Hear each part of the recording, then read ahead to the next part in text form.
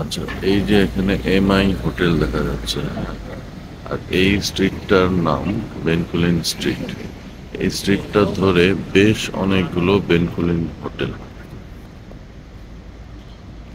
বেনকুলিন hotel, বেনকুলিন centre, এই যে এইখানেও একটা থার্টি বেনকুলিন দেখা যাচ্ছে।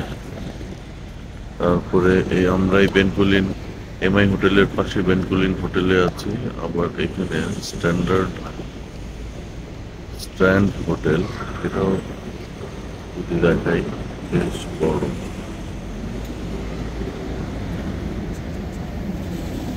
একটা ক্লিনিক আছে, সিঙ্গাপুরা ক্লিনিক।